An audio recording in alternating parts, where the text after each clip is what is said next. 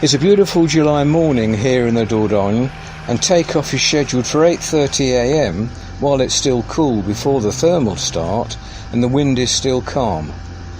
I taxi 24 Zulu November, my ex-air, off the area in front of the barn where I keep it, down to the top of Malbec short runway.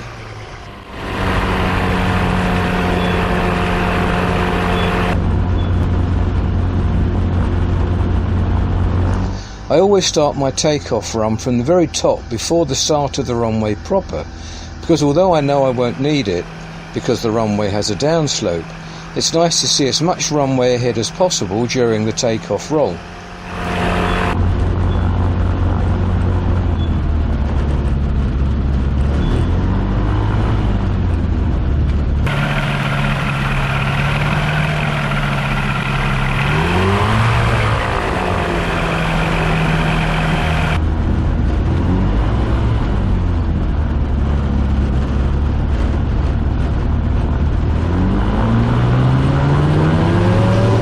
Liftoff is normal, but as I climb out, past the chateau, I hear an ominous sound. The engine is faltering, losing and regaining power at the very worst possible time.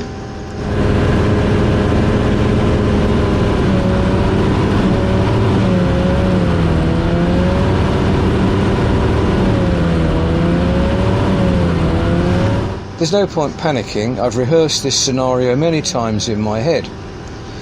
There's no safe emergency landing zone straight ahead, so if the engine fails completely, I'll just have to take my chances by trying to head for one of the few small clear areas that I know exist and trying to avoid the trees.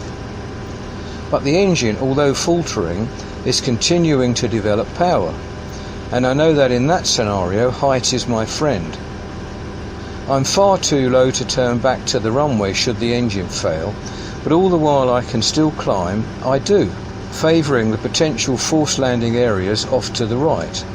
And only when I know I have enough height to get back to the runway under any circumstances do I then turn back and land.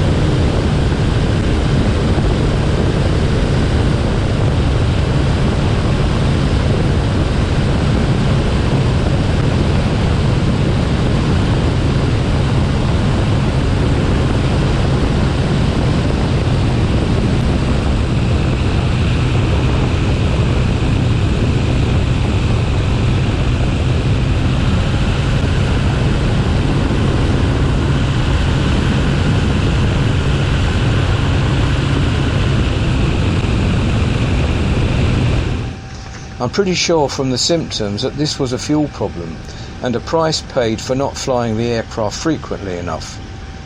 When I arrived this morning, I noticed that the fuel filter was half full of what I think was old brown fuel, even though I ran the engine to warm it up yesterday evening and again this morning. After I'd landed, I noticed that the filter then had fresh, clean fuel in it. I've run the engine again up to full power and it seems okay now, but I'll do some more checks before taking off again in 24 Zulu November sometime this coming week.